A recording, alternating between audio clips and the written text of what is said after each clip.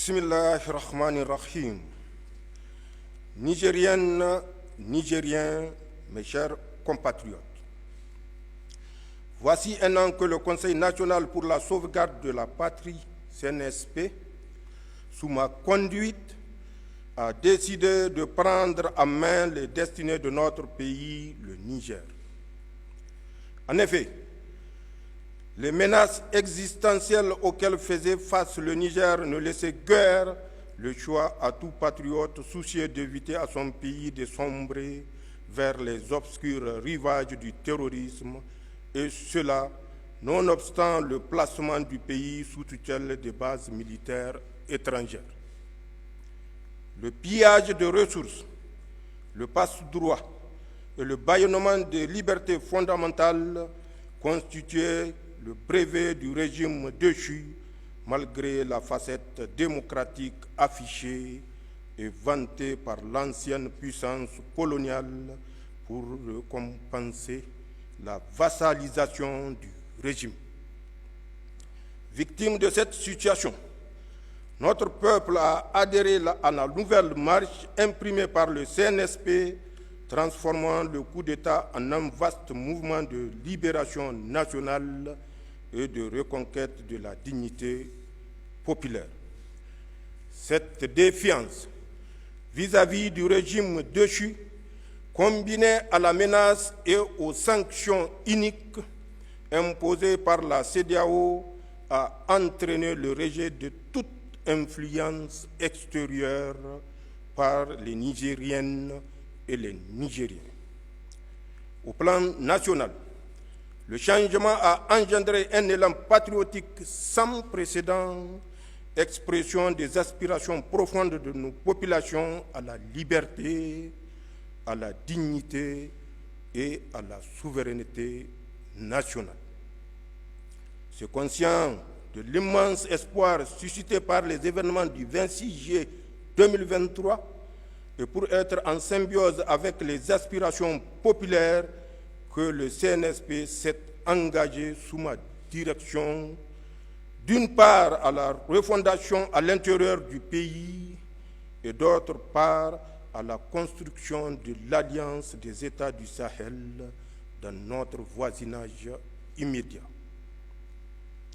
Notre ambition pour le Niger se décline, comme vous le savez, autour de 4 axes, à savoir le renforcement de la sécurité et de la cohésion sociale, la promotion de la bonne gouvernance, le développement des bases de production et enfin l'accélération des réformes sociales.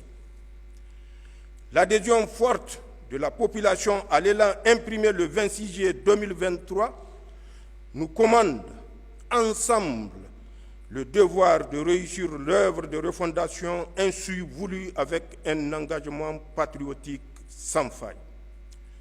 C'est dans cette optique que j'ai engagé le gouvernement à mettre les mesures et actions nécessaires pour l'aboutissement de la vision portée par le Conseil national pour la sauvegarde de la patrie dans le cadre d'un programme destiné à renforcer notre résilience et assurer le développement des bases de production en tirant les leçons de l'impact des sanctions illégales, iniques, inhumaines d'une CEDEAO aux ordres. Des lettres de mission ont à ce titre été remises aux membres du gouvernement qui en feront le bilan sectoriel. Mes chers compatriotes, au plan de la défense et de la sécurité du territoire, la montée en puissance de nos forces sur les théâtres des opérations ne fait plus aucun doute. Qu'il s'agisse de la lutte contre le terrorisme dans le Liptako-Gourma et dans le bassin du lac Tchad, ou dans le cadre de la lutte contre le grand banditisme, nos forces de défense et de sécurité engrangent des succès. C'est le lieu de rendre un vibrant hommage à nos forces de défense et de sécurité pour le lourd sacrifice consenti au service de nos populations. La nation entière, à travers moi, exprime sa reconnaissance à votre endroit et manifeste sa solidarité envers les veuves et les orphelins des soldats tombés sur le champ d'honneur. Pour ma part, je fais le serment de garantir la montée en puissance de nos forces de défense et de sécurité en réaffirmant la ferme détermination de toutes les autorités compétentes à poursuivre le renforcement des capacités de nos forces armées. L'État continuera à s'investir dans l'acquisition des moyens conséquents requis à la hauteur de la menace. Nigériennes, Nigériens, la conquête de la souveraineté passe avant tout par l'exploitation des ressources nationales au profit de nos populations. À cette fin, j'ai lancé dans toutes les régions du pays le programme de grande irrigation dont l'objectif vise à assurer l'exploitation optimale des potentiels agro-pastoral en vue de l'atteinte de notre souveraineté alimentaire. Ce programme phare engagé sur financement propre promet des résultats satisfaisants. S'agissant de la souveraineté sur nos ressources extractives, elle s'édifiera à travers la promotion du principe de contenu local dont l'objectif réside dans l'obligation faite aux industries minières et pétrolières d'utiliser prioritairement le micro et moyenne entreprises locales et le personnel national. Une ordonnance sera très prochainement adoptée à cet effet.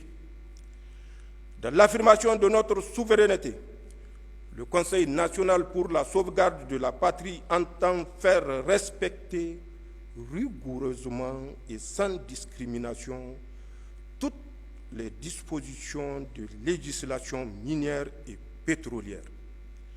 Toute société, minière ou pétrolière, se verra purement et simplement retirer son permis d'exploration ou d'exploitation si elle viole les dispositions réglementaires contractuelles. Le bloc pétrolier Bilma, les rendus R5, R6, R7 d'Agadem, les permis miniers d'Imouraren et celui de Madawela sont retombés dans le domaine public de l'État. Je puis également vous confirmer le lancement prochain du projet de construction d'une raffinerie de pétrole et d'un complexe pétrochimique à Dosso, ainsi que la création d'un institut de pétrole et de gaz à Zender.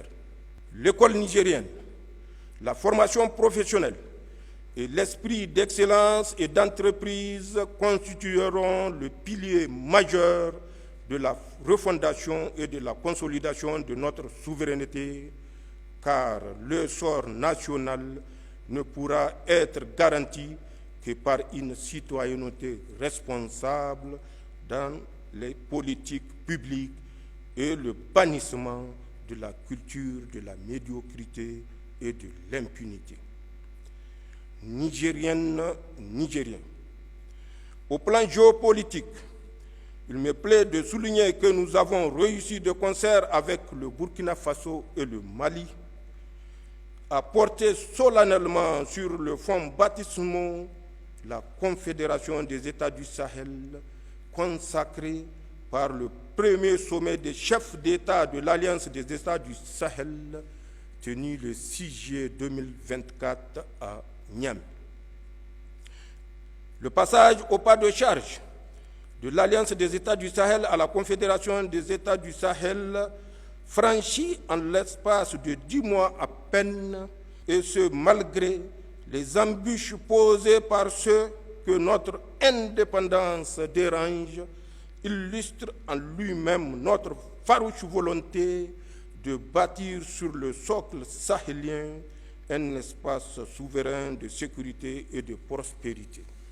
Le traité mis en lumière par la déclaration de Niamey crée une union d'États structurée autour de 3 axes stratégiques, à savoir la défense et la sécurité, le développement et la diplomatie.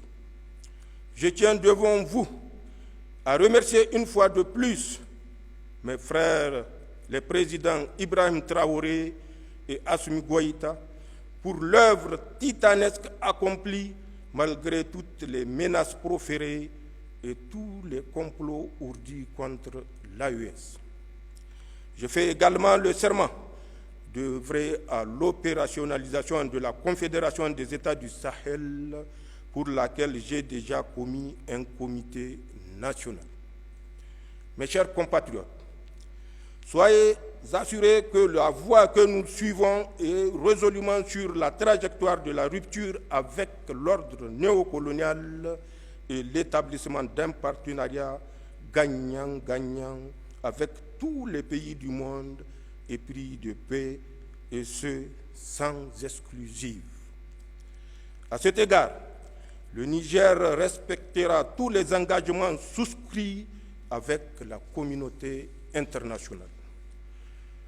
La désinformation orchestrée par les organes néocoloniaux et certains compatriotes renégats dans le rôle d'esclaves de salon, selon la formule de mon frère le président Ibrahim Traoré, ne nous détournera pas de notre marche triomphale vers la souveraineté. Aucun État, aucune organisation interétatique ne nous dictera la conduite à tenir, ni son agenda en matière de partenariat stratégique ou diplomatique. Et ceux qui fantasment sur la remise en selle imminente des régimes déchus à leur solde vont déchanter. Ils devront se rendre à l'évidence avant qu'il ne soit trop tard. Notre marche vers la souveraineté pleine et entière est inexorable. Mes chers compatriotes, c'est dans le cadre résolu de cette marche que s'inscrit une série de mesures préalables et actions prises par le Conseil national pour la sauvegarde de la patrie pour asseoir davantage notre souveraineté, à savoir, et sans être exhaustif, la dénonciation des accords de défense et de sécurité qui lient le Niger à la France, le renvoi de l'ambassadeur de France comme persona non grata, la suspension des droits de diffusion au Niger de certains médias propagandistes français, le retrait du Niger et du Burkina du G5 Sahel, l'abrogation de la loi 2015-36 du 26 mai 2015 relative au trafic illicite des migrants, le retrait du Burkina, du Mali et du Niger de la CEDEAO, la dénonciation de l'accord militaire entre le Niger et le Bénin, la nationalisation de la Société nationale des eaux, la dénonciation de la convention fiscale entre le Niger et la France, la dénonciation de l'accord relatif au statut du personnel militaire des États-Unis. Nigériennes, Nigériens, mes chers compatriotes, d'autres mesures comme la création de la commission de lutte contre la délinquance économique, financière et fiscale, COLDEF, visent, elles, à assainir le climat socio-économique en rétablissant l'État et nos populations dans leurs droits. L'œuvre de reconstruction ne peut se faire qu'avec le concours de tous et en faisant ensemble le diagnostic des errements passés pour parvenir à l'administration des remèdes conséquents et adaptés à la prévention de la délinquance économique. C'est dans cette optique que j'ai mis en place depuis plus de 2 mois un comité technique chargé de la synthèse des contributions issues des assises inclusives régionales, d'organiser la tenue des assises de la diaspora et de proposer les modalités d'organisation en vue de la tenue prochaine du Forum inclusif national. Zancen ƙasa ne, Labusanino. Vive le Niger, vive la Confédération des États du Sahel. Je vous remercie.